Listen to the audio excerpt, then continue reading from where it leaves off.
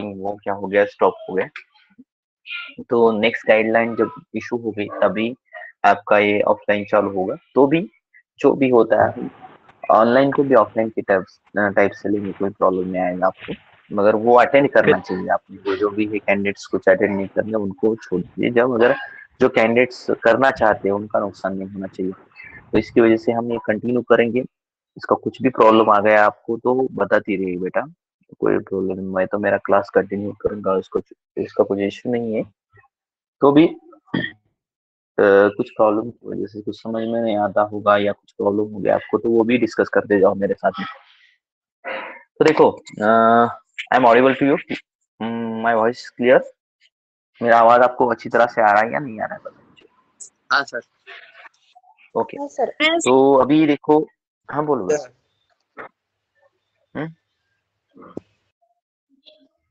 Hello, काय म्हणत होतात का तुम्ही? ऑफलाईन कधी हॅलो, होणार सर? नाही सर. आता ऑफलाईनचं काय आहे माहिती आहे का, कसं आपण खूप प्रयत्न केला, आता यावेळेस आपण स्टार्ट करण्याचा प्रयत्न करत होतो, मात्र गव्हर्नमेंटच्या तशा म्हणजे कलेक्टर ऑफिस कडून तशा गाईडलाईन आल्या की कॉलेज म्हणजे स्टार्ट करायचं नाहीये, त्यामुळं क्लासेस वगैरे जे काय असेल ते, तर त्यामुळे थोडंसं आपल्याला स्टॉप करावं लागलं बेटा। ज्यावेळेस ऑनलाईन तिकडून जसाही ऑर्डर मिळेल आपल्याला की तुम्ही आता क्लास ऑफलाईन क्लासेस स्टार्ट करू शकता, त्यावेळेस आपण डेफिनेटली आपला क्लास स्टार्ट करणार। तिकडून जशी गाईडलाईन मिळाली की क्लास स्टार्ट करायचा आहे, त्यावेळेस आपला डेफिनेटली क्लास स्टार्ट होईल। तोपर्यंत आपण काहीच करू शकत नाही, कारण की आपण प्रयत्न बी केला होता, आपल्याला वाटलं होतं 17 तारखेपासून थोडस रिलीज होईल, तर ते नाही झालं, त्याला इलाज नाही आहे। तरी बी आपण असा विचार करायचा नाही की आपलं ऑफलाईन जेव्हा स्टार्ट होईल तेव्हाच होईल, नो प्रॉब्लेम, मात्र ऑनलाईन तुम्ही मनापासून करा। ओके, ज्या दिवशी ऑफलाईन स्टार्ट झालं त्यावेळेस तर कंटिन्यू होणारच आपलं, त्याचा काही प्रश्नच येणार नाही। तर असं करू नका, काही कॅन्डिडेट काय करतात की नॉमिनल जॉईन करायला म्हणून केलेत आणि कुठेतरी विकत फिरत बसतात, त्याच्यामध्ये मी बघतो प्रेझेंटी जी आहे ती काही पर्टिक्युलर मुलंच रेग्युलरली प्रेझेंट दिसतात, मात्र यांच्यामध्ये बी एक खासियत आहे, जे आता मला दिसत आहे त्या ठिकाणी किंवा जे प्रेझेंट आहेत सध्याच्या सिच्युएशनला, ते रेग्युलरली प्रेझेंट राहणारे मुलं आहेत। माझं काही काही जणांना काय केलं, उगाच नॉमिनल रजिस्ट्रेशन करून ठेवलंय, हे केलंय, ऍड झालेत, मात्र ते आता काही जण त्याच्यामधले उगा नॉमिनल करतात, एखाद्या वेळेस केलं तर करतात नाही, त्याच्या मनावर काम असं करतो, तसं नाही चालणार तुम्हाला। तुम्ही प्रेझेंट राहायला पाहिजे। ऑनलाईन क्लासेस ही आपण ऑफलाईन सारखे घेणार, याचा काही प्रश्न येणार नाही। ओके, जनरली सगळ्या गोष्टी तुमच्या क्लिअर केल्या जातात। मी माझ्या पद्धतीने पूर्ण एक काय नाही, थोडस सिलेबसला लेंदी आली तरी चालते, माझं थोडस कसं होते, सर्व तुमचे कन्सेप्ट क्लिअर झाले पाहिजे, कारण आपला सिलेबस हा थोडासा कसा आहे यावर्षा वास्ट आहे। 12th सिलेबस जो आहे तो स्टेट बोर्डच्या बुकनुसार जर विचार करायला गेलं तर त्याच्यामध्ये बहुत सारे कंसेप्ट इसके अंदर ऐड किए गए हैं। इसकी वजह से थोड़ा सा कैसा हो लगे आपकी कि थोड़ा स्लोली चल रहा है ऐसा लगेगा, मगर ये एक्स्ट्रा के पॉइंट आने की वजह से हो रहा है। ऐसा कुछ आप बोलेंगे सर ऐसा कैसे, मगर वो पॉइंट क्लियर हो रहे बेटा आपके पूरे। मैं ऐसा नहीं कर रहा हूँ कि कोई भी पॉइंट छोड़ के दे रहा हूँ, ऐसे अपने डायरेक्टली जो भी पॉइंट है अपने जितने सिलेबस के लिए पॉइंट्स है उतने पॉइंट आपके कवर करने की कोशिश कर रहा हूँ मेरे तरफ से। अगर आपको लग रहा है कहाँ पे कुछ रह गया है तो वो बता सकते हैं मुझे, कोई प्रॉब्लम नहीं है। अभी अपने पोर्शन में देखो, इस साल में डिलीटेड है, शायद सायलेंट हार्ट अटॅक नहीं है। मला सांगा बरं, मी थोडंसं रिकॉल करतो पुन्हा।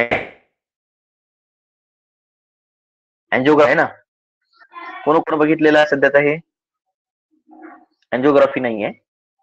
हॅलो, डिलीटेड पोर्शन कोण चेक केलेला आहे सध्याचं, जे क्लासमध्ये अवेलेबल कॅन्डिडेट आहेत त्याच्यापैकी? सर मी केलाय।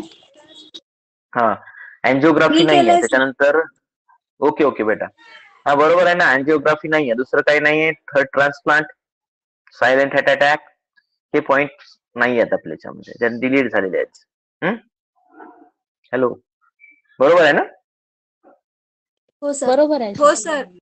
हा हा, तर आता आपल्याला फक्त डायरेक्ट लिम्फॅटिक सिस्टम वर जायचंय। तसं वाटल्यास आपला पूर्ण इकडचा सिलेबस झाला तर मी पुन्हा ते एखाद्या वेळेस तुम्हाला निवांत म्हणजे सांगून टाकेल जेव्हा ऑफलाईन क्लासेस स्टार्ट होतील त्यावेळेस, असं काही प्रॉब्लेम नाही। आता थोडंसं स्लोनी थोडंसं वाढवाय, स्पीड बी वाढवावं लागेल आपल्याला, त्याच्यासाठी आपण डायरेक्टली आपल्या जो सिलेबसचा पॉइंट त्याच्याकडे जाऊ। Now we discuss the lymphatic system. In case of the lymphatic system असं काही कॉम्प्लिकेटेड नाही. सायलेंट हार्ट अटॅक वगैरे जे आहेत ना, सोपे कन्सेप्ट आहेत. ट्रान्सप्लांट कसं होत असतं, अँजिओग्राफी काय असते, एक शॉर्ट मध्ये 2 मिनिटाचा फक्त पोर्शन सांगतो मी, इंट्रोडक्शन त्याचं, जास्त काही डिटेल मध्ये जाणार नाही मी त्याच्याबद्दल. अँजिओग्राफी मध्ये काय असतं की जनरली आपल्या हार्टची कंडिशन कशी आहे, स्पेशली आपल्या वेसल्स जे असतात, ब्लड वेसल्स, त्या ब्लड वेसलची कंडिशन कशी आहे त्याची ग्राफिंग केली जाते किंवा त्याची चेकिंग केली जात असते. त्याला अपन क्या कंसिडर करते दोस्तों, that we called as angiography. उसको एंजियोग्राफी कहा जाता है बेटा, तर आपण एंजियोग्राफी म्हणतो. Checking actual condition of our blood वेसलची एक्झॅक्ट कंडिशन आपण जेव्हा चेक करतो त्या याला आपण काय कंसिडर करना, that we called as angiography. उसके बाद में दूसरा वाला जो कंसेप्ट है हार्ट ट्रांसप्लांट. हार्ट ट्रांसप्लांट को सबको मालूम है जनरली. एखाद्या पर्सनचं जर हार्ट वीक झालेलं असेल, फेल्युअर झालेलं असेल, हार्टचं फेल झालेलं असेल, अतिशय वीक आहे, त्या पर्सन मध्ये हार्ट डोनेट केलं जात असतं. आता कोणाचं डोनेट करतात, जो पर्सन समजा ऍक्सिडेंट मध्ये डेथ झाली आहे, ज्या पर्सनची ऍक्सिडेंट मध्ये डेथ झाली आणि त्याचं हार्ट वर्किंग मध्ये असेल, तर अशा प्रकारच्या पर्सनचे जे हार्ट असतं ते हार्ट डोनेट केलं जात असतं, ट्रान्सप्लांट केलं जात असतं. ठीक आहे. वो मगर उसका ड्युरेशन मेंटेन करना पड़ता है. 4 ते 5 तासामध्ये त्याचं हार्ट ट्रान्सफर झालं पाहिजे. आणि 4 ते 5 तासाच्या वर जर वेळ झाला तर त्या ठिकाणी त्याचा हार्टचा आपल्याला काही उपयोग होऊ शकत नहीं. फॉर योर काइंड इन्फॉर्मेशन, इसी की वजह से उसको ड्यूरेशन मैच करना भी बहुत इंपॉर्टेंट होता है. उसके बाद में उसका ब्लड ग्रुप तो कंपलसरी सेम ही चाहिए. नहीं तो आप बोलेंगे कौन से ब्लड ग्रुप का हार्ट किसी को भी डोनेट कर सकते हैं क्या सर, वैसा नहीं होता है. उसको ब्लड ग्रुप मैच करना पड़ेगा. पहले तो क्या किया जाता है स्पेशली कि अगर समझो रिलेटेड पर्सन है, रिलेटिव वगैरह, वो तो दिया जाता है, देखा जाता है. अगर नहीं भी है सपोज, तो ब्लड ग्रुप तो चेक किया जाता है. आप बोलेंगे कि सर मैं ए ब्लड ग्रुप वाले पर्सन का हार्ट या बी ब्लड ग्रुप वाले पर्सन का हार्ट ए ब्लड ग्रुप वाले पर्सन को दूंगा, तो दैट इज नॉट पॉसिबल. वो नहीं हो सकता. उसका ब्लड ग्रुप मैच होना चाहिए, उसके बाद में ही उसका हार्ट डोनेट कर सकते हैं आप. उसके बाद में silent heart attack. Silent heart attack क्या होता है, ये ऐसा समझ. सर बोलो. हाँ, हम बोलो ना बेटा. ओ पॉजिटिव ब्लड किसी को डोनेट कर सकते हैं ना? यस यस यस, हार्ट वो पॉजिटिव ब्लड किसी को भी डोनेट कर सकते हैं. तो फिर वो दूसरे, ओ पॉजिटिव. हाँ वो मुझे लगा भी ये क्वेश्चन आपके माइंड में आएगा. Definitely that is your answer. Your question is good question. तो देखो बेटा, वैसा कैसा जनरली कैसा होता है मालूम क्या, जितना हो सके उतना क्या किया जाता है, उसको ब्लड ग्रुप एग्जैक्टली मैच किया जाता है. एग्जैक्टली बोल रहा हूँ मैं आपको. अगर सपोज नहीं है और वो मरने वाला है सपोज अभी, तो उस टाइम पे एक प्रिकॉशन के दे सकते हैं आप. ऐसा भी नहीं हो सकता कि वो नहीं देंगे कम्प्लीटली. अगर वो ब्लड ग्रुप वाला हर्ट है अपने पास, तो वो क्या कर सकते हैं, किसी दूसरे ब्लड ग्रुप वाले पर्सन को डोनेट कर सकते हैं. मगर वो एक बहुत रेयर पॉसिबिलिटी होती है, रेयर रेयर. ज्यादा से ज्यादा होगा तो क्या होगा, सिर्फ जो वो ब्लड ग्रुप है उसी का ब्लड ग्रुप दिया जाएगा, सॉरी हर्ट दिया जाएगा. नहीं तो फिर दूसरे ब्लड ग्रुप का हर्ट उसको नहीं ट्रांसफर कर सकते, करते नहीं. ऐसा सर्च करेंगे फिर बाद में वो कि बाबा वो वाला है तो वो किसी दूसरे के ब्लड ग्रुप का पर्सन, वो वाला पर्सन ही अवेलेबल है क्या, ऐसा चेक करेंगे पहले. अगर नहीं है और वो बी वाला मर रहा है या फिर ये वाला जिसकी डेथ होने वाली है कुछ टाइम के बाद में, और उसको रिक्वायरमेंट ही है और हमारे पास वो वेस्ट जा रहा है समझो हर्ट, तभी वो डोनेट किया जाता है उस पर्सन को, बी वाले पर्सन को. ऐसा रहता है. समझ में आया क्या? हाँ सर समझ क्लियर युअर डाउट. हाँ, और सबसे तुम्हाला इकडे लक्ष द्या की त्याच्यावर नीट मध्ये एक क्वेश्चन विचारला गेला होता बघा, तुमच्यासाठी सांगतो. आता जनरली आपली 3 जरी बॅच असेल तरी असं नाही की बाबा आपण नीटची तयारी करू शकत नाही. We are ready for each and every exam. तर क्वेश्चन असा होता की if any person got accident, sorry in a accident situation, it require blood, sorry he require blood. Okay, तो ब्लड की रिक्वायरमेंट हो से, तो रिक्वायरमेंट ब्लड की होने के बाद it received the blood from which type of, there is only chance for the diagnosis of blood groups etc etc, that time which blood group is better for the their transfusion, in transfusion in that person. कौन सा हो सकता है बेटा, बता सकता है मुझे? मैं को थोड़ा सा क्वेश्चन को एक्सप्लेन करके बताऊंगा. देखिए, एक एक्सीडेंट की केस आ गई है हमारे पास. ओके, उस एक्सीडेंट की केस में हमारे पास एक पर्सन ऐसा आ गया कि उसको अभी ऐसी भी सिचुएशन नहीं कि इतना भी टाइम नहीं हमारे पास कि उसका ब्लड ग्रुप चेक कर सके. उसका ब्लड ग्रुप चेक कर सके इतना भी टाइम नहीं है हमारे पास. तो उस पर्सन को कौन सा ब्लड ग्रुप देना चाहिए, कौन सा ब्लड देना चाहिए, आपल्याला काहीच माहित नाही, ब्लाइंड आहोत आपण, एकदम ऍक्सिडेंट झालाय त्याचा कुठेतरी, आणि ऍक्सिडेंट झाल्यानंतर त्याला हॉस्पिटलमध्ये तुरंत आणलं आणि तुरंत त्याच्या इलाजाची गरज आहे, त्याला त्याला ब्लड देण्याची गरज आहे.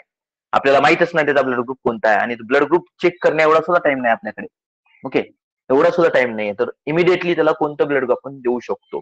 त्या ठिकाणी त्यांनी ऑप्शन विचारले होते, ऑप्शन दिले होते, क्या ऑप्शन इधर दे दीजिए, ऑप्शन ऑप्शन दिए गए थे वहां पे उन्होंने. एक ऑप्शन दिया था देखो, ए ब्लड ग्रुप, एक ब्लड ग्रुप ऑप्शन दिया था ए बी ब्लड ग्रुप, और तीसरा वाला था ओ निगेटिव, और चौथा वाला था ओ पॉजिटिव. तो आप कौन सा आंसर लिख ओ सकते बताओ नेगेटिव। मुझे. Yes, O very good. positive। O positive नहीं, ओ निगेटिव.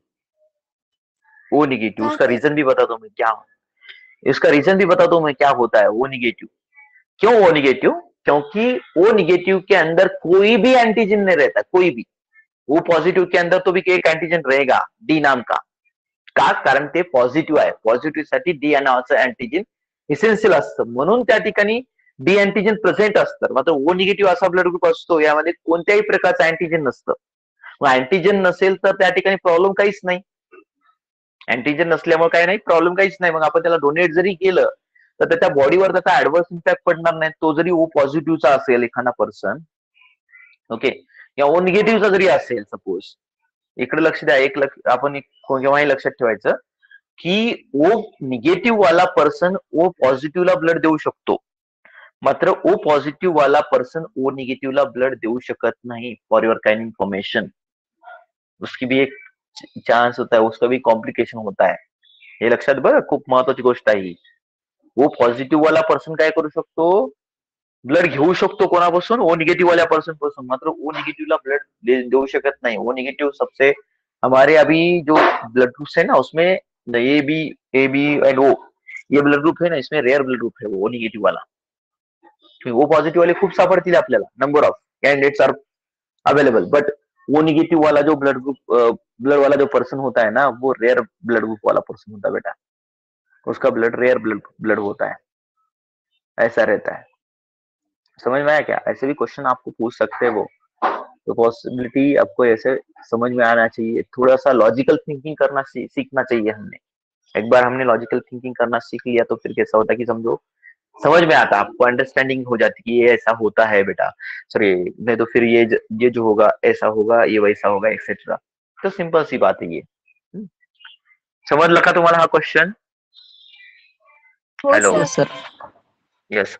आता हा. त्याच्यानंतर नेक्स्ट वन. आता बघा, generally heart attack small, silent heart attack कसा असतो माहितीये का, आपल्याला कळत सुद्धा नाही की त्या पर्सन मध्ये हार्ट अटॅक येऊ शकेल म्हणून. मात्र ते काय होत असतं की ती ऍक्शन चालू असते आपल्या शरीरामध्ये, ती ऍक्टिव्हिटी, आणि एकदमच काय होत असतं की त्या पर्सनचं हर्ट पेन व्हायला, म्हणजे चेस्ट मध्ये पेन व्हायला लागतं, आणि त्या ठिकाणी त्याला अटॅक येत असतो. त्याला आपण म्हणतो सायलेंट हार्ट अटॅक. एकदम कळत सुद्धा नाही, काही कळणार सुद्धा नाहीये त्या ठिकाणी त्याला, आणि तो एकदम म्हणजे एकदम सडन येऊन जाईल त्याला, त्याला म्हणतात हार्ट अटॅक, सायलेंट अटॅक. बघा, 10व्या क्लास मधला एक स्टुडंट आहे चेन्नईचा, त्यानं आकाश नावाचा, त्या आकाश नावाच्या स्टुडंटनं याच्यावर एक मशीन बनवलं आहे. ते मशीन हे कशाचा वापर, म्हणजे सॉरी काय करतं माहिती आहे, ते मशीन हे डायग्नोसिस करण्यासाठी युजफुल आहे. कोणाचं डायग्नोसिस करण्यासाठी? अशा प्रकारचे जे सायलेंट हार्ट अटॅक असतात, त्या सायलेंट हार्ट अटॅकला म्हणजे हे करू शकतं, डिटेक्ट करू शकतं. अशा प्रकारची मशीन त्यानं बनवलेली आहे या आकाशनं. त्याच्यासाठी त्याला प्राइज सुद्धा भेटलेला आहे राष्ट्रपती भवनमध्ये, गेस्ट ऑफ ऑनर प्रेसिडेंटच्या द्वारे प्राइज भेटलेला आहे त्याच्या म्हणजे परफॉर्मन्ससाठी. बघा, मुलांना सुद्धा किती म्हणजे हे असतं, क्युरियोसिटी असते माइंडमध्ये, काही काही क्रिएटिव्हिटी असते काही मुलांच्या माइंडमध्ये. तशा प्रकारे तो होता, त्यानं 10व्या क्लासमध्ये असताना असं सायलेंट हार्ट अटॅकला डिटेक्ट करण्यासाठी इन्स्ट्रुमेंट बनवलं त्यांनी. ओके, म्हणजे ते कशावर डिपेंड असतं माहिती आहे का, इम्युनिटी किट आहे ते एक प्रकारची. फॅटी ऍसिड बाइंडिंग प्रोटीन जे असतं त्याच्याशी रिलेटेड आहे ते. फॅटी ऍसिड बाइंडिंग प्रोटीन म्हणजे फॅट किती वाढले आपल्या शरीरामध्ये, कोलेस्ट्रॉलचं प्रमाण कसं आहे त्याच्यामध्ये, आपल्या आर्टरीज मध्ये एक्सेट्रा, ते चेक करतं यूव्ही लाईटनं.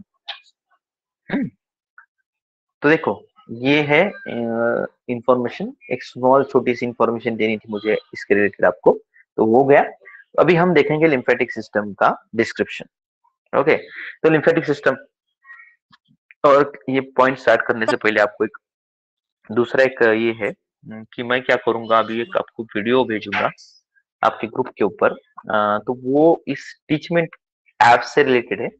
तो आपको ये टीचमेंट ऐप कैसा लगता है, वो उन्होंने उनकी तरफ से मुझे आया है वो एज अ सिल्वर परफॉर्मर बोल के, सिल्वर एजुकेटर बोल के आया है वो वीडियो। तो उन्होंने बोला है कि रेटिंग आपके स्टूडेंट को थोड़ा सा रेटिंग करने को बोलो सर, क्या actually this app is good और नॉट, उसके रिलेटेड। आप अगर आपको अच्छा लगता है ये ऐप, तो डेफिनेटली उससे रिलेटेड या क्या रेटिंग कर सकते बेटा, तुम्ही रेटिंग करायचं आहे आणि त्या ठिकाणी खाली तुम्हाला काय कसं रेटिंग करायचं ते सुद्धा त्या व्हिडिओमध्ये पूर्ण दिलेलं आहे. Student of doctor Vikram Deshmukh sir असं त्या ठिकाणी येईल. त्याच्यानुसार तुम्हाला जसं रेटिंग करायचं त्यानुसार त्या टीचमेंट ॲपला रेटिंग करू शकता तुम्ही. मला नाही, टीचमेंट ॲपला तिथं दिलेलं आहे त्याच्यामध्ये. त्या तुम्ही ॲपच्या खालच्या साईडला कुठं जायचं Google Play Store मध्ये वगैरे, त्या ठिकाणी खालच्या साईडला रेटिंग करायचं तुम्हाला. तुम्हाला हे जर बेटर वाटत असेल तर. कारण याच्यामध्ये खूप सारे ऑप्शन्स आहेत आपल्याला. तुम्हाला टेस्ट सुद्धा देता येते, तुम्हाला नोट्स सुद्धा, तुम्हाला काही जर टाकायचं असेल मला तर नोट्स सुद्धा टाकू शकतो किंवा होमवर्क असाइनमेंट असतील असाइनमेंट टाकू शकतो. नोटीस बोर्ड आहे पुन्हा याच्यामध्ये. चॅटिंग आहे पुन्हा, तुम्हाला जर समजा काही सांगायचं असेल किंवा पर्सनली ग्रुप बद्दल वगैरे तरी सुद्धा तुम्ही सांगू शकता. अटेंडन्स असते, म्हणजे चांगलं आहे बघा हे, that is a better app. तो ये लाइव टीचिंग के लिए, दैट इज अ बेटर। तो ये आप मैं वीडियो भेजूंगा आपके ग्रुप के ऊपर, वो देख लो एक बार, और देखने के बाद उसके अकॉर्डिंग आपको ये करना है। ऐसा नहीं कि किसी के ऊपर कंपल्शन है ये, तो it is depend on your on will आपके विल के ऊपर डिपेंड है वो। आप अगर करना चाहते हो रेटिंग तो उस ऐप को रेटिंग कर सकते हो, नो इशू। तो देखो लिम्फेटिक सिस्टम वो क्यों आया है सर हाँ हाँ बोलो बेटा। ईसीजी ईसीजी डिलीट नहीं हुआ है। ईसीजी नाही रिलीज झालं, ईसीजी घ्यायचं आपल्याला। सॉरी सॉरी सर, अपन इकडे गेलो ना, sorry sorry sorry, 1 minute. ECG definitely, ECG तो सबसे इम्पोर्टेंट पॉइंट है, इसको कैसे छोड़ के चलेगा हमको। ये पॉइंट आपको लेना ही है क्योंकि इसके ऊपर आपको क्वेश्चन आते हैं, थ्योरी में भी आते हैं, और ये जो एमसीक्यू एग्जाम होगी कुछ भी आपकी उससे रिलेटेड भी इसी के ऊपर आएगा क्वेश्चन। तो नाउ इलेक्ट्रोकार्डियोग्राम, ये जो है ईसीजी, इलेक्ट्रोकार्डियोग्राम बोलते हैं उसको, इलेक्ट्रोकार्डियोग्राफ बोलते हैं बेटा ये। तो ये जो इलेक्ट्रोकार्डियोग्राम है, this is a graphical recording of electrical variation which is detected on the surface of body during their propagation through the wall of heart is called the electrocardiogram. Simple सी concept आहे, म्हणजे आपल्या हृदयामध्ये जे काही electrical activity दिसणार किंवा असणार ती ग्राफिकल फॉर्मॅट मध्ये आपल्याला दिसत असते, त्या मशीनला किंवा त्याच्यामध्ये तयार झालेल्या ग्राफला आपण काय कन्सिडर करत असतो, that we called as ECG, electrocardiograph. Electro means electrical activity, cardio means heart से रिलेटेड, और ग्राफिंग फॉर्मेट में प्रेजेंट होता है वो, इसकी वजह से उसको ग्राफ कहा जाएगा या ग्राम कहा जाएगा, सिंपली मेजरमेंट। ओके, और वो किसके द्वारा चेक किया जाता है, हमारे बॉडी के सरफेस के द्वारा, सरफेस से ऊपर डिटेक्ट किया जाता है स्पेशली। और वो जो प्रोपोगेशन कैसा होता है हार्ट के अंदर, प्रोपोगेशन म्हणजे ऍक्टिव्हेशन, कन्फ्युजन होऊ देऊ नका, त्याचं ट्रान्समिशन त्या इम्पल्सचं, इलेक्ट्रिकल ऍक्टिव्हिटीचं, त्याला म्हणायचं ईसीजी। तर हा जो इन्स्ट्रुमेंट आहे, हा इन्स्ट्रुमेंट एका सायंटिस्टने शोधून काढलं, त्याचं नाव आहे इंथो ओव्हेन। आता इथं दिलं नाही ते नाव, कन्फ्युजन होऊ देऊ नका। This instrument is invented by scientist, that scientist is Einthoven, उसने ये पहले इन्वेंट किया है इंस्ट्रूमेंट। उसके बाद में कि क्या क्या करता है देखिए, दिस रिकॉर्डिंग में be in the form of print out और the on screen display. The instrument used for the recording in the ECG machine or the electrocardiograph. This instrument detect and amplify the signals. तो simple सी बात है, ये दो format में हमको दिखाई देता है। एक तो समझो कभी कभी हम उसका ग्राफिकल फॉर्मेट में, पेपर फॉर्मेट में ले सकते हैं, प्रिंट आउट ले सकते हैं, और मेजोरिटी टाइम हम प्रिंट आउट लेते हैं। और कुछ केसेस ऐसे होते हैं कि वो ऑन स्क्रीन दिखता है हमको। ऑन स्क्रीन कौन से केस में दिखता है बताओ मुझे, कौन बताएगा? On screen display, on screen display होता है उसका बेटा, उसका ऑन स्क्रीन डिस्प्ले भी होता है। तो कोणत्या केसमध्ये बघितलं का तुम्ही एखाद्या केसमध्ये ऑन स्क्रीन डिस्प्ले बघितलेला आहे का तुम्ही? हो सर। ठीक आहे, हाँ राइट। कुठं बघितलं बेटा सांगा बरं मला, आपने कहाँ पे ऑब्जर्व किया ये टीवी ऑन स्क्रीन डिस्प्ले? हाँ, कुठं कुठं? टीवी हेलो, एक मिनट, आवाज उतना आपका क्लियर नहीं आ रहा मैडम जी, थोड़ा सा नेटवर्क प्रॉब्लम है आपकी तरफ से शायद, दोबारा एक बार रिपीट कीजिए. तुम्ही जर आयसीयू मध्ये गेलात, तर आयसीयू मध्ये जे पेशंट असतात, त्या आयसीयू मधल्या पेशंटच्या तिथे एक छोटस मॉनिटर असतं बघा वरच्या साईडला. बघितलं काही मॉनिटर आयसीयू मध्ये बघितलं की नाही? आयसीयू बघितलं की नाही? किती हो जणांना बघितलं आयसीयू? हा, त्या आयसीयू मध्ये जे पेशंट असतात बघा, त्याच्या वरच्या साईडला एक छोटस मॉनिटर. बरं जाऊ द्या, तुम्ही आयसीयू मध्ये डायरेक्ट जरी नाही गेला असाल तरी सुद्धा टीव्हीवर तर बघितलं असेल, एखाद्या टीव्ही मध्ये असेल किंवा एखाद्या हा व्हिडिओ मध्ये असेल कशामध्ये. हा, सर. तर त्या ठिकाणी वरच्या साईडला एक मॉनिटर असतं. मॉनिटर असतं का मॉनिटर? त्या मॉनिटरवर त्या ठिकाणी आपल्याला ईसीजी दाखवला जात असतो. कारण प्रत्येक वेळेस ग्राफवर काढणं पॉसिबल नसते याचा ईसीजी. प्रत्येक वेळेस त्या पर्सनचा ईसीजी ग्राफवर काढणं पॉसिबल नसते आणि रेग्युलर ईसीजीचा आवश्यक असतो आपल्याला इथं. तर त्या केसमध्ये काय केलं जातं तो की ईसीजी असतो, तो ईसीजी ऑनस्क्रीन दाखवला जात असतो, म्हणजे त्या स्क्रीनवर दाखवला जात असतो. ओके. त्याच्यानंतर आता बघा, ईसीजी रेकॉर्ड करण्यासाठी जी मशीन वापरली जाते तिला आपण ईसीजी मशीन म्हणतो किंवा त्याला इलेक्ट्रोकार्डिओग्राफ म्हणतात. इलेक्ट्रोकार्डिओग्राम म्हणजे एक कन्सेप्ट आहे, ती काय व्हायला त्याच्यामध्ये, आणि इलेक्ट्रोकार्डिओग्राफ म्हणजे त्याचा ग्राफिकल डाटा आहे तो, जो पेपरवर किंवा ऑनस्क्रीन दिसत असतो. That is called the electrocardiograph. But जी ऍक्टिव्हिटी आहे actually, that is called the electrocardiogram. जी ऍक्टिव्हिटी असते cardiac activity, electrical activity, that is called the electrocardiogram. आणि ही जी मशीन आहे तिला आपण इलेक्ट्रोकार्डिओग्राफ म्हणायचं. This instrument detect and amplify the signals. तो डिटेक्ट बी करतो आणि त्याला अँप्लिफाय बी करतो पर्टिक्युलर पॅटर्न मध्ये. तुम्ही बघितलं असं बघा ते मूवी मध्ये वगैरे, पहिल्यांदा कसं होते असं दिसते आपल्याला ते. अशा प्रकारे तो रोटेट होत असतो. नॉर्मल पर्सनचा असं असतो बघा. नॉर्मल पर्सन मध्ये ये होता यहाँ से चालू होता है, देखो मी तुम्हाला एक दाखवतो जस्ट रफ काढून कसं असतं ते. हे असं असतं. इकडच्या साईडला इलेक्ट्रिकल टाइम असतो आणि इकडच्या साईडला इलेक्ट्रिकल ऍक्टिव्हिटी असते. आता समजा हा हार्ट चालू झालाय, समजा ऍक्शन चालू झाली, इथून निघणार, पहिल्यांदा छोटस वेव असणार, पुन्हा इकडे जाते, पुन्हा असं छोटीशी वेव फॉर्म करते, पुन्हा एकदम अपवर्ड डायरेक्शन असतं, अपवर्ड डायरेक्शनचं पुन्हा लोअर येते, पुन्हा अशा प्रकारचं असतं, पुन्हा हे असं होतं आणि इथं एक ब्रॉड वेव तयार होत असते. याला म्हणतात ईसीजी. असा असेल तर हा पर्सन नॉर्मल पर्सन आहे. असं जर ईसीजी दिसलं आपल्या एखाद्या पर्सनचं तर that is a normal ECG. ये नॉर्मल होता है. नॉर्मल के केस में ये पी है, ये क्यू है, ये आर है, ये एस है और ये टी है. असं जर असे सिच्युएशन दिसत असेल तर आपण म्हणायचं की हा पर्सन नॉर्मल पर्सन आहे. मात्र पर्सनच्या ईसीजी मध्ये आपल्याला अशा प्रकारचं दिसतं बघा, अशा प्रकारची कंडिशन दिसत असते. कशी दिसते? अशी झिगझॅग पॅटर्न, कुठेतरी वेड वाकड्या इकडे इकडे इकडे असं होत जातं. या कंडीशन में तुम्हें काय सांगू मला, कौन बताएगा ये कंडीशन किसके लिए होगी? ये नॉर्मल पर्सन का ईसीजी है और ये किस पर्सन का ईसीजी होगा? सिंपल सा क्वेश्चन मैंने पूछा आपको, ये कुछ डिफिकल्ट नहीं है. पॉइंट ये कोणत्या पर्सनचा ईसीजी असेल सांगा बरं मला. तुम्ही वर दाखवलाय झिगझॅग पॅटर्न मध्ये, तसा ईसीजी कोणत्या पर्सनचा असायला पाहिजे किंवा कोणत्या पर्सन मध्ये दिसतो आपल्याला? जिस पर्सन का हार्ट डेड हो गया है. डेड नाही, डेड वेगळं, डेड नाहीये. त्या ठिकाणी हार्ट डिफेक्टिव्ह असेल, हार्टची कार्डियक ऍक्टिव्हिटी बरोबर नसेल, तर ते कार्डियक ऍक्टिव्हिटी बरोबर नसणाऱ्या पर्सनच्या याच्यामध्ये आपल्याला अशा प्रकारचा ईसीजी दिसतो. त्याची कार्डियक अरेस्ट होण्याचे चान्सेस असतील पुढे चालून, हार्ट अटॅक येऊन गेलेला असेल किंवा हार्ट अटॅक यायचा असेल, काही त्याचा बरोबर नसेल, त्याची हार्टचा प्रॉब्लेम असेल काही त्या पर्सनला, तर अशा प्रकारची ईसीजी आपल्याला दिसतात. किंवा तुम्ही आयसीयू मध्ये असणाऱ्या पर्सन मध्ये सुद्धा काही वेळेस अशा प्रकारचे फ्लक्च्युएशन होतात बघा. आणि तिसरी एक कंडिशन असते बघा, ये कंडीशन होती, देखो तीसरी वाली कंडीशन कैसी रहती है, आपने ये देखा भी होगा.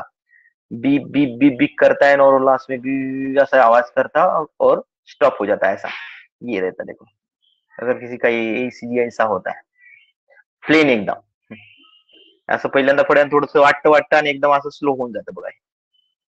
का असेल याचं इंडिकेशन? इसका इंडिकेशन क्या हो सकता है, बता सकता है मुझे कोई? हाँ, उसकी डेथ हो गई है. राम नाम सत्य है यहाँ पे. हा, ते दाखवतात बघा मूवी मध्ये वगैरे, त्याच्यामध्ये दाखवतात एखाद्या वेळेस असं पहिल्यांदा थोडस बरोबर असतं, नंतर मग थोडस असं फ्लक्च्युएट होतं, खूप फ्लक्च्युएट होतं, स्लो होतं, मग ते स्लो आवाज येतो, बीप बीप बीप आवाज येतो आणि मग बी असा आवाज येतो लास्टला आणि ते स्टॉप होऊन जातं. आणि असा प्लेन ईसीजी आपल्याला दिसतो. प्लेन ईसीजी दिसला म्हणजे संपलं, त्याची कार्डियक एक्टिविटी स्टॉप झाली. इसकी कार्डियक एक्टिविटी क्या हो गई, स्टॉप हो गई. वो इसका इंडिकेशन होता है. This is one type of indication. Okay, in ECG हे काही पॅटर्न आहेत रीड करण्याची, ईसीजीला रीड करण्यासाठी. त्यामुळे जर समजा आपल्याला एखादा समोर आला, सपोज ईसीजीचा डाटा आल्यानंतर आपल्याला थोडंसं समजायला पाहिजे. तेवढं मला एक्सपेक्टेशन नाही की तेवढं सगळं क्लिअर एकदम समजायला पाहिजे, म्हणजे थोडं बहुत आयडिया क्लिअर व्हायला पाहिजे आपल्याला अशा प्रकारच्या. ओके, त्यानंतर आता बघा, various electrodes are used for recording of the signals. 4 electrodes are positioned on the limbs, 2 on the arms and 2 on the legs. बघा, these are limb electrodes. 6 electrodes are positioned on the chest. These are the chest electrodes. बघा, आता बघा, number of electrode लावले जातात. बघा, आपल्या एखाद्या पर्सनचा जर ईसीजी काढायचा असेल तर ईसीजी काढण्यासाठी त्याच्या बॉडीवर नंबर ऑफ इलेक्ट्रोड प्लेस केले जात असतात. तर हे इलेक्ट्रोड कुठं कुठं प्लेस केले जात असतात? 4 इलेक्ट्रोड आपल्या म्हणजे प्रत्येक सिग्नल रेकॉर्ड करण्यासाठी, बरं, बॉडी मधलं प्रत्येक हर्टचं सिग्नल रेकॉर्ड करण्यासाठी हे इलेक्ट्रोड्स वापरले जात असतात. याच्यामधले 4 इलेक्ट्रोड जे असतात, 4 इलेक्ट्रोड्स आर प्लेस्ड ऑन लिम्सवर. लिम्स म्हणजे हात आणि पाय, याच्यावर वापरले जात असतात. आता 4 कुठं कुठं? 2 जे असतात ते आपल्या अप्पर आर्मवर आणि 2 जे असतात ते लेग्सवर. आणि कोणतं आर्म वापरतील बरं स्पेशली कोणतं आर्म जास्त वापरतील? Left arm. जास्त म्हणजे लेफ्ट तेच आर्म. वापरतात. Yes, left left arm arm. के ऊपर. क्यों बेटा? Correct correct. क्यों वही यू आर्म यूज करते, राइट हैंड आर्म के ऊपर क्यों नहीं यूज करते, बता सकता है मुझे कोई? क्योंकि वहां तो राइट आर्म हमारा स्ट्रांग होता है, उसको काम ज्यादा होता है, तो भी वहां पे यूज करना चाहिए उन्होंने वो. तो लेफ्ट आर्म के ऊपर ही क्यों, राइट आर्म के ऊपर क्यों नहीं? ऐसे क्यूरियस क्वेश्चन आना चाहिए हमारे माइंड में.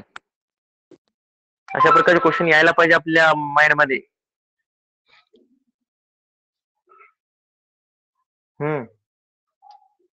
बताओ. हार्ट लेफ्ट साइड में प्रेजेंट होता है.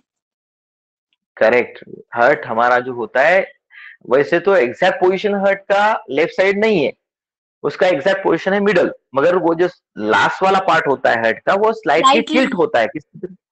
यस, स्लाइटली टिल्ट करता है लेफ्ट साइड की तरफ. और यहाँ से जो हमारी आर्टरीज वगैरह मेजर निकलती है, सिस्टमिक ऑर्टा वगैरह, वो इसका लोकेशन इधर साइड को होता है, चेस्ट एरिया, राइट एरिया को, लेफ्ट एरिया को. इसी की वजह से वो जो इलेक्ट्रोड प्लेस किए जाते हैं वो हमारे लेफ्ट हैंड के ऊपर और लेफ्ट लेग के ऊपर प्लेस किए जाते हैं. दुसरी इम्पॉर्टंट, लेग मध्ये तरी काही प्रॉब्लेम नाही, आता हँडवर जेव्हा प्लेस करतात तेव्हा आपला लेफ्ट साइडचा हँडच वापरतात. त्याच्यानंतर दुसरे काही जे 6 इलेक्ट्रोड असतात, बाकीचे 6 electrodes, this 6 electrodes are position on the chest एरियावर, इथे तिथे लावतात बघा, सगळ्या भागावर लावतात, सर्व भागावर, हृदयाच्या सर्व भागावर, म्हणजे वरच्या सॉरी हृदयाच्या मागून चेस्टच्या सर्व एरियावर ते लावत असतात. ओके, वहां पे प्लेस करते हैं, क्योंकि वहां पे अगर सिंगल डी डिफ्लेक्शन होता है तो वो डिफ्लेक्शन डिटेक्ट किया जा सके, इसकी वजह से वो इलेक्ट्रोड वहां पे प्लेस किए जाते बेटा. That electrodes are place on that position, उस पोजिशन के ऊपर सिच्युएटेड होते, वर रखते. और त्याच्यामध्ये बघा, तुम्ही जर एखादा 30% ईसीजी करता बघितलं असेल तर काय करतात माहितीये का, अगोदर जेल लावतात, त्याला जेल लावतात आणि जेल लावल्यानंतर ते असं रबर असतं त्या इलेक्ट्रोडला समोरच्या साईडला, ते रबर असं प्लेस करतात त्याच्यावर, आणि ते रबर काय करतं, व्हॅक्युम प्रेशरद्वारे त्याला चिकटतं आपल्या बॉडीला, बॉडीच्या पर्टिक्युलर पार्टला अटॅच होतं ते, आणि अटॅच झाल्यानंतर मग आपली कार्डियक ऍक्टिव्हिटी चेक केली जात असते विद हेल्प ऑफ दॅट मशीन के द्वारा. ऐसा रहता है वो डायग्नोसिस. अशा प्रकारे डायग्नोसिस केलं जातं किंवा अशा प्रकारे ईसीजी केला जात असतो. अभी देखिए, नॉर्मल पर्सन का जो ईसीजी रिकॉर्ड होता है वो कैसे रिकॉग्नाइज करते हैं हम? इसके अंदर 4 टाइप के वेव होते, सॉरी 4 नहीं 5 टाइप के वेव होते. तो वो कौन से होते हैं? पहला वेव होता है पी वेव, दूसरा वो होता है क्यूआरएस कॉम्प्लेक्स, तीसरा वेव जो होता है वो होता है टी वेव. आता बघा, क्यूआरएस वेव कंबाईन आहेत बरं, कन्फ्युजन, त्यामुळे त्याला क्यूआरएस कॉम्प्लेक्स म्हणले. तुम्ही म्हणता सर सांगता मी 5 सांगितल्या, याच्यामध्ये तर 3च दिसत आहेत. 3 क्यूआरएस हा कॉम्प्लेक्स असतो. का कॉम्प्लेक्स? कारण की पहिल्यांदा क्यूच्या पॉइंटला काय होत असतं की थोडीसा हे फ्लक्च्युएशन खालच्या साईडला जात असतं. सेकंड सिचुएशन में क्या होता है कि ये जो हमारी वेव होती है वो थोड़ा सा एकदम अपेक्स ऊपर मूवमेंट करती है। और दूसरी बात जो सेकंड केस में यहाँ से ये वाला 0 है, ये -1 +1 ऐसा होता है। देखो ये एक्टिविटी है, ये कार्डियक एक्टिविटी जैसे भी रन कर रही है यहाँ पे हम, वो कार्डियक एक्टिविटी दिखाएगा हमारा। तो ये होता है देखो 0.1, 0.2, 0.3, 0.4, 0.5, 0.6 और 0.7 एंड लास्ट वन। अभी दो का डिफरेंस लिया तो बेटर रहेगा आपके लिए। तो 0.8। तो क्या हो जाएगा, यहाँ से स्टार्ट होगी हमारी इलेक्ट्रिकल एक्टिविटी। तो फर्स्ट में ऐसा एक डिफ्लेक्शन निकलेगा, छोटी सी एक वेव ऊपर जाएगी, इसको बोलते हैं पी वेव। उसके बाद में आता है देखो यहाँ तक, वो यहाँ तक आने के बाद फिर थोड़ा सा स्लाइटली नीचे जाता, स्लाइटली नीचे बोलता हूँ मैं आपको। इसके बाद में एक अपवर्ड प्रोजेक्शन दिखाता है वो, और अपवर्ड प्रोजेक्शन दिखाने के बाद फिर नीचे आता है, और फिर दोबारा से एक डाउनवर्ड पोजिशन दिखाता है, छोटा सा डाउनवर्ड डिफ्लेक्शन। और डाउनवर्ड डिफ्लेक्शन दिखाने के बाद क्या हो जाएगा, यहाँ पे एक ऐसा ब्रॉड पॉइंट तैयार होता है। ब्रॉड पॉइंट बोल रहा हूँ मैं आपको, ब्रॉड ऐसा पॉइंट क्लियर होता है। तो ये ब्रॉड पॉइंट जो होता है वो होता है हमारा टी वेव। बघा ही पी वेव असते, हा क्यू असतो, हा आर असतो, हा एस असतो आणि हे टी वेव असते। अशा प्रकारच्या टोटली 5 वेव आपल्या ईसीजी मध्ये असतात। टाइम ड्युरेशन सुद्धा दिला मी, केव्हा केव्हा कोणत्या कोणत्या वेळेला काय होतं ते बघा, लक्ष द्या। ग्राफ मध्ये सगळं डिटेल मध्ये दिसते तुम्हाला की पी वेव केव्हा जनरेट होत असते, क्यूआरएस कॉम्प्लेक्स केव्हा जनरेट होत असतो, टी वेव केव्हा जनरेट होत असते, सगळ्यात डिटेल मध्ये डिस्क्रिप्शन में तुम्हाला दिलेला आहे फॉर योर काइंड इन्फॉर्मेशन। अभी देखो पहला जो रिकॉर्ड है इसका, वो रिकॉर्ड क्या होगा। तो रिकॉर्ड के केस में in a normal record 3 different waves are recognised. 3 वेगळ्या प्रकारच्या वेव्ह असतात, त्याच्यामधली पहिली वेव्ह जी असते तिला आपण पी वेव्ह कन्सिडर करत असतो। तो इसका इंडिकेशन क्या रहता है पी वेव का, P wave means atrial depolarisation. हा इलेक्ट्रिकल वर्ड असल्यामुळे दैट इज एट्रियल डिपोलराइजेशन। क्या होगा बेटा इसके अंदर, एट्रियल डिपोलराइजेशन के अंदर बता सकता मुझे कोई। P wave indicate atrial depolarisation. P wave आपल्याला एट्रियल डिपोलराइजेशन दाखवते, याचा अर्थ काय असेल। Tell me meaning of this word, that is atrial depolarisation. Means इथं इलेक्ट्रिकल ऍक्टिव्हिटी चालू झाली या एरियामध्ये। एट्रियल, एट्रियल म्हणजे आपला एट्रियम। काय होईल बरं याच्यामध्ये एट्रियल डिपोलराइजेशन झाल्यामुळं, कौन बताएगा फास्ट में। मैंने इलेक्ट्रिकल कंडक्टिविटी बताई आपको, कंडक्शन बताया था मैंने आपको। इसकी वजह से ये मालूम होना चाहिए आपको कि पी वेव जो इंडिकेट करती है वो हमारा एट्रियल डिपोलराइजेशन होता है। तो ये एट्रियल डिपोलराइजेशन होगा तो इसके अंदर क्या होगा एग्जैक्टली बताओ मुझे, काय होईल त्या ठिकाणी। सांगा सांगा लवकर। Contraction arterial. Yes yes yes, very good. Contraction of atrium, correct है। ऍट्रियल सिस्टोल म्हणतो आपण त्याला, किंवा कॉन्ट्रॅक्शन ऑफ ऍट्रियम। या ऍट्रियल डिपोलरायझेशनच्या टाइमला आपले जे ऍट्रियम असतात, ऍट्रियम मध्ये सिस्टोल होतो। म्हणजेच काय होत असतं, ऍट्रियम जे असतात ते काय होतात, कॉन्ट्रॅक्ट होत असतात। ऍट्रियम काय होत असतात, कॉन्ट्रॅक्ट होत असतात या कंडिशनला। त्याच्यानंतर हा इथून एवढा जो आहे तो आहे क्यूआरएस कॉम्प्लेक्स, हा वाला हे दिसायला हे क्यू, हा आर आणि हा एस, या तिघांना मिळून आपण काय कन्सिडर करत असतो, that we called as a QRS complex. QRS complex क्या होगा बेटा, क्यूआरएस कॉम्प्लेक्स का मीनिंग काय करत असतं मध्ये, याचं इंडिकेशन काय असेल। इसका इंडिकेशन होता है देखो, that is ventricular, ventricular depolarisation. Ventricular depolarisation, इसके अंदर क्या होगा, क्यूआरएस कॉम्प्लेक्स थोड़ा स्ट्रॉन्ग है बघा, जास्त मोठा है। क्यूआरएस कॉम्प्लेक्स क्या है, थोड़ा बड़ा है, ज्यादा थोड़ा स्ट्रॉन्ग है। तो इसके वेंट्रिकुलर डिपोलराइजेशन म्हणजे सेम कन्सेप्ट। इकडे जसं आपण ऍट्रियमच्या बाबतीमध्ये वर्ड वापरला होता, तसं वेंट्रिकलच्या बाबतीमध्ये वापरायचा। या केसमध्ये आपलं व्हेंट्रिकल मध्ये डिपोलरायझेशन चालू असते, त्यामुळे आपले व्हेंट्रिकल काय होत असतात, कॉन्ट्रॅक्ट होत असतात। व्हेंट्रिकुलर कॉन्ट्रॅक्शन म्हणजे व्हेंट्रिकुलर सिस्टोल, इथं व्हेंट्रिकुलर सिस्टोल होत असतो। त्याच्यानंतर तिसरी जो ब्रॉड वेव्ह असते टी नावाची, ही ब्रॉड वेव्ह काय इंडिकेट करत असते माहित आहे, this broad wave indicate ventricular repolarization. Ventricular रिपोलरायझेशन.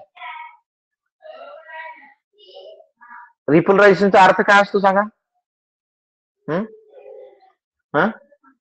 What is ventricular repolarization? Tell me. Relaxation of yes, relaxation. म्हणजे पहिल्यांदा जशी कंडिशन होती तशा प्रकारची कंडिशन पुन्हा तयार होणे, that is called the रिपोलरायझेशन.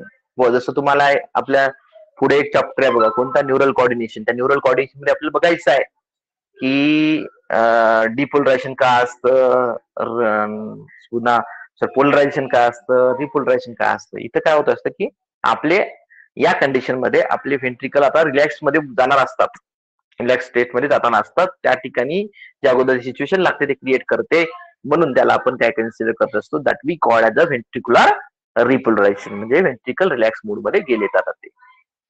Okay, this one is called relaxation, ventricular reflection, किंवा त्याला आपण व्हेंट्रिक्युलर रिपोलरायझेशन असं कन्सिडर करत असतो. तर हे सगळं सांगितलेलं आहे बघा, मी जसं सांगितलं तसं इथे यांनी एक्सप्लेन केलेलं आहे. तर आता त्याच्यानंतर बघा आता नेक्स्ट काय होत असतं की सगळ्या इंडिकेशन सांगितलं, आणि थोडीशी ब्रॉड असते ही व्ह्यू, वाईड असते आणि अपवर्डली लिमिटेड असते छोटीशी. It represent ventricular repolarization. This is a normal ECG. हा नॉर्मल पर्सनचा ईसीजी दाखवलाय बघा इथं. आता कसं दाखवलेला आहे नॉर्मल पर्सनचा ईसीजी बघा, की या ठिकाणी मी जशी डायग्राम काढली होती तशीच डायग्राम काढली होती बघा. थोडस मी रफ डायग्राम काढली होती. हा मिली व्होल्ट मध्ये हा जो इलेक्ट्रिक ऍक्टिव्हिटी आहे, this is a electrical current, electrical activity in millivolts. This is a plus -1, this is 0, this one is a +1 and this one is a +2. आता इथून काय होईल की ही ऍक्टिव्हिटी चालू होईल. आता बघा हा जो आहे तो आपला पहिला पॉइंट आहे 0, इथं आहे 0.1, या ठिकाणी इथं आहे बरं 0.1, कन्फ्युजन होऊ का. 0.2, 0.4, 0.6, 0.8, 1. आता मी दोनचा डिफरन्स घेतला डायरेक्टली. तर आता बघा याच्यामध्ये कसं होत असतं, चालू होते इलेक्ट्रिकल ऍक्टिव्हिटी, पहिली वेव्ह जनरेट होत असते पी वेव्ह नावाची, पुन्हा त्याच्यानंतर होत असतो अपवर्ड एकदम स्लाइटली, आणि त्याच्यानंतर पुन्हा टी वेव्ह ब्रॉड वेव्ह तयार होत असते, टी नावाची ब्रॉड वेव्ह. पुन्हा तसंच प्रकारचं रिपिटेशन होत जाणार, आणि रिपिटेशन जो होत जाणार दोन क्यूआरएस कॉम्प्लेक्स मधलं जे डिफरन्स असतं त्याला आर आर इंटरव्हल म्हणतात. दोन याच्यामधलं व्हेंट्रिक्युलर काय म्हणतो सिस्टोल मधलं जे अंतर असतं, किंवा व्हेंट्रिक्युलर डिपोलरायझेशन मधलं जे अंतर असतं आर आर कॉम्प्लेक्स मधलं, त्याला आर आर इंटरव्हल म्हणतात. आणि त्याच्यानंतर जो सेगमेंट एस पासून टी पर्यंत असतो त्याला एस टी सेगमेंट म्हणतात. त्याचबरोबर हे सगळे नाव ज्याच्यानुसार त्या पॉईंट नुसार नाव आहेत बरं, कन्फ्युजन होऊ देऊ नका तुम्ही. मस्त सर असं कसं वर्ड वापरतात. पी पासून इथपर्यंत बघा, पी पासून आर पर्यंतचा पॉईंट जो आहे तो पी आर इंटरव्हल आहे. पुन्हा आर ते आर चा पॉईंट आहे तो आर आर इंटरव्हल आहे. पुन्हा इकडून इकडे बघा, आता क्यूटीचा पर्यंतचा पॉईंट जो आहे तो क्यूटी इंटरव्हल आहे. आणि त्याच्यानंतर एस टी पर्यंत जे अंतर आहे त्याला एस टी इंटरव्हल असं कन्सिडर करत असतात. ओके, आणि हा टाइम जो दिला असतो तो सेकंड मध्ये दिला असतो, कारण आपली cardiac activity he fraction of second मध्ये होत असते. It is express in the fraction of second. Generally 0.8 second लागतात आपल्या ऍक्टिव्हिटीला कम्प्लीट करण्यासाठी, कार्डियक ऍक्टिव्हिटीला कम्प्लीट होण्यासाठी. For your information. Now ECG help to diagnose the abnormality including the enlargement of heart. काय काय abnormality check केले जातात असं बघा ECG द्वारे. ECG चा बेनिफिट काय असतो आपल्याला, ECG का बेनिफिट देखिए क्या क्या होता है बेनिफिट इसका ECG का. तो अभी क्या अपने चैट बॉक्स में क्या भेजा है बेटा, O positive yes yes Ratneshwari date yes. कैसा है आप चैट बॉक्स में, मैं जब मेन स्क्रीन के ऊपर होता ना उस टाइम चैट बॉक्स में भेजने का उतना नहीं होने होता, क्योंकि मैं जब यहाँ पे आता हूँ इस स्क्रीन के ऊपर आने के बाद ही मुझे वो दिखाई देता है बेटा, उससे पहले वो नहीं दिखाई देगा. मैं जब इस स्क्रीन के ऊपर होगा तो डेफिनेटली आप चैट बॉक्स में भी भेज सकते, कोई प्रॉब्लम नहीं मुझे. मगर जब मैं दूसरे स्क्रीन के ऊपर होता हूँ, ओके, तो उस टाइम आपको डायरेक्ट आपका माइक ऑन करके बोलना चाहिए. when you are on your mic, that time better for me and you also. Okay, तो देखो अभी नेक्स्ट पॉइंट, इसके कुछ एप्लीकेशन या बेनिफिट्स भी देखने वाले हैं हम, क्या किसके टाइम पे कौन सी कंडिशन में यूज किया जाता वगैरह वगैरह सारी चीजें देखेंगे हम. कशासाठी वापरला असतो ECG. तर ECG वापरण्याचे उद्देश असतात बघा. तर पहिल्यांदा ECG उपयोग जो आहे तो help to diagnose the abnormality in the conducting pathway. Conducting pathway मध्ये जर काही प्रॉब्लेम क्रिएट झालेला असेल तर ते ओळखण्यासाठी वापरला जात असतो. त्याच्यानंतर damages to the cardiac muscles, आपल्या हृदयाच्या मसल्सला जर काही प्रॉब्लेम क्रिएट झालेला असेल तो डायग्नोज करण्यासाठी, तो चेक करण्यासाठी सुद्धा ECG वापरला जात असतो. त्याच्यानंतर next one, reduce the blood supply to the cardiac muscles. काही कारणामुळे जर आपल्या कार्डियक मसल खराब झालेले असतील त्या ठिकाणी आणि ब्लड सप्लाय जर प्रॉपर होत नसेल कार्डियक मसल कडे, तर तो सुद्धा चेक केला जात असते प्रॉपरली. ओके. त्यानंतर add causes of the chest pain, नेमकं कारण कोणतं आहे, ऍसिडिटी आहे, अँजिना पेक्टोरिस आहे की हार्टच्या रिलेटेड प्रॉब्लेम आहे, हे सगळ्या गोष्टी चेक करण्यासाठी सुद्धा त्या ठिकाणी ईसीजीचा वापर केला जात असतो. मी तुम्हाला सांगितलं होतं बघा मागच्या वेळेस की नॉर्मल ऍसिडिटी मध्ये सुद्धा चेस्ट पेन होतं आणि हार्टच्या पेशंट मध्ये सुद्धा चेस्ट पेन होतं. मग आता हे चेस्ट पेन कसं ओळखायचं, तर त्या ठिकाणी अशा प्रकारची डायग्नोस्टिक टेक्निक वापरली जात असते ईसीजी नावाची. त्यावर आपल्याला क्लिअर होऊन जातं की बाबा हे जे पेन आहे ते हार्टच्या रिलेटेड आहे किंवा हार्टच्या रिलेटेड नाही असं. त्यासाठी सुद्धा हा कन्सेप्ट वापरला जातो, ईसीजी म्हणतो आपण त्याला. त्यानंतर दुसरी महत्वाची गोष्ट, physical can find out the defect in the physical can find out the defect in the heart bye examine. Physical नहीं है वो, फिजिशियन होना चाहिए वहां पे. यहाँ पे एक मिस्टेक हो गई है बेटा बुक में हमारे, ये गलत हो गया है यहाँ पे. फिजिशियल बोला है उन्होंने, फिजिशियल, फिजिशियल नहीं होगा वो, फिजिशियन होता है. सॉरी है.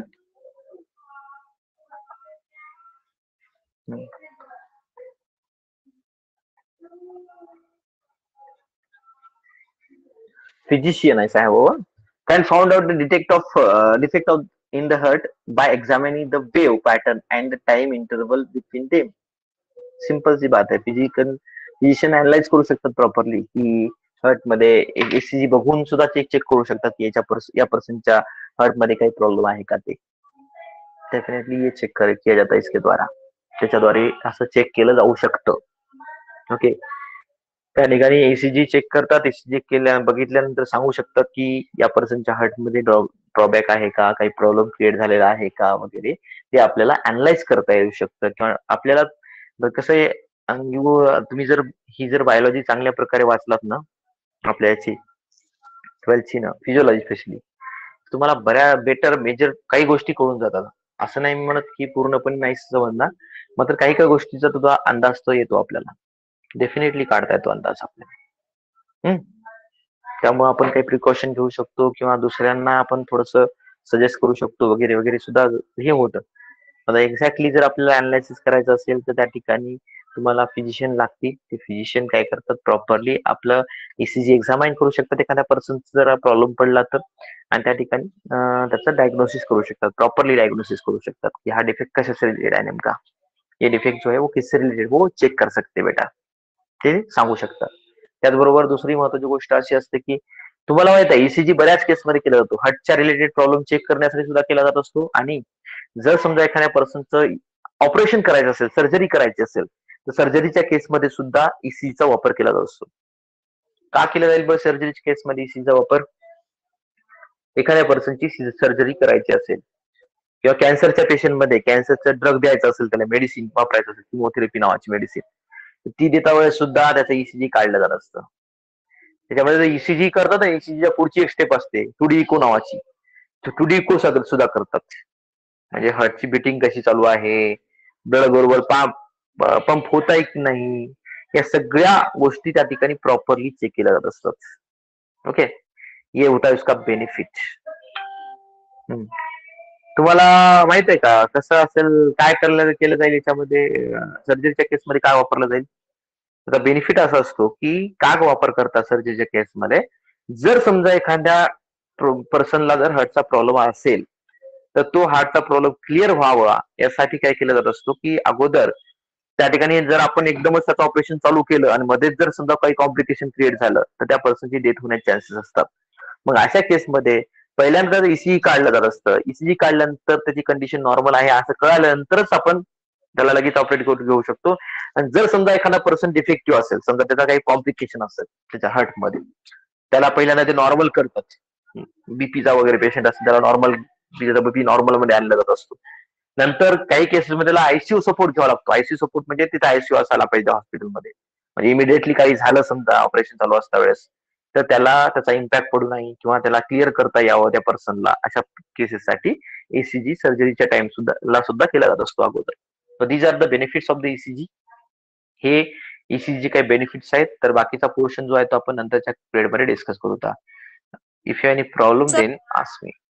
हाँ बेटा, बोल अगर बोल. ऐसी कोई कंडीशन है जिसमें उस पेशेंट को हार्ट से भी प्रॉब्लम है और दूसरे ऑर्गन की सर्जरी करनी चाहिए, जरूरी हाँ है तो हाँ, फिर यस यस यस, वो बोला ना मैं अभी कि अगर ऐसे कंडीशन है ना बेटा, तो क्या कर सकते हैं मालूम है क्या, उस टाइम पहले तो हार्ट की कंडीशन को नॉर्मल में कन्वर्ट करते थोड़े टाइम के लिए, तो भी नॉर्मल में कन्वर्ट करने की कोशिश करते. जैसे उसका बीपी अगर हाई बीपी है, सपोज उसका बीपी 140 150 के ऊपर है, 150 90 के ऊपर है, 90 या 100 के ऊपर है, तो उसमें पहले क्या किया जाता है, उसको कुछ टैबलेट देके, फिर उसको कुछ प्रिकॉशन लेके उसका बीपी पहले नॉर्मल किया जाता है, मीन्स 120-80 के आसपास लाया जाता है, और उसके बाद में फिर ऑपरेशन करते हैं. और दूसरी कंडीशन ऐसी की जाती है कि अगर हमको लगा कि वो ये पॉसिबल नहीं है हमारे से, तो क्या कर सकते हैं उस टाइम की, उसको आयसीयू सपोर्ट लिया जाता है. आयसीयू सपोर्ट म्हणजे त्या डॉक्टर कसं करतो, त्याच्याकडे जर स्वतःच्या हॉस्पिटलमध्ये आयसीयू असेल, तर तिथल्या तिथंच ऑपरेशन करायला सुरुवात करतात. आणि जर समजा आयसीयू नसेल, तर ज्या ठिकाणी ऑपरेशन आयसीयूची सुविधा आहे, अशा हॉस्पिटलच्या जवळ ऑपरेशन स्टार्ट करतात, किंवा तिथं त्या हॉस्पिटलमध्ये ऑपरेशन स्टार्ट करतात. का? कारण जर समजा कदाचित एखाद्या केसमध्ये त्याच्या हृदयावर वाईट परिणाम झाला, किंवा हार्ट के ऊपर अगर डिफेक्ट प्रॉब्लम क्रिएट हो गया, तो उसको क्लियर कर सके. आयसीयू मध्ये बघा सर्व फॅसिलिटी अवेलेबल असतात. त्यामुळे काय होतं की तिथून म्हणजे प्रिकॉशन घेऊन आपण त्याला वाचू शकतो त्या पर्सनला. त्यामुळे तिथल्या तिथं सपोर्ट घेतात आणि सपोर्ट घेऊन त्या ठिकाणी त्याला रिकवर करतात. ऐसा होता है बेटा, उसका प्रॉब्लम ऐसा है, तो हार्ट का भी प्रॉब्लम है और बाकी की कुछ कॉम्प्लिकेशन आ गया, उसको सर्जरी करना कंपल्सरी है, तो ऐसी कंडीशन में उसकी सर्जरी की जाती है. नहीं तो आप बोलेंगे उसको सर्जरी कर ही नहीं सकते, क्या कर सकते हैं, डेफिनेटली कर सकते हैं, मगर ये कुछ प्रिकॉशंस को लेना पड़ता है डॉक्टर को. ओके, चलेगा? ओके समझ सर. में आया क्या शर्मीन? सर हाँ. चलेगा, नो प्रॉब्लम. तो देखो अभी हम इसके आगे का पोर्शन जो है लिम्फेटिक सिस्टम वगैरह नेक्स्ट लेक्चर में कंटिन्यू करेंगे. आज के लिए यहाँ पे ही स्टॉप होते हैं. और वो एक काम कर दो बेटा, वो कर दो जो इसको अभी कैंडिडेट जो अवेलेबल है, मैं वीडियो सेंड करूंगा आपके ग्रुप के ऊपर. तो ग्रुप के ऊपर वीडियो सेंड करने के बाद उसको देखो, और उसको जो रेटिंग करना है आपको अगर तो कर सकते करो.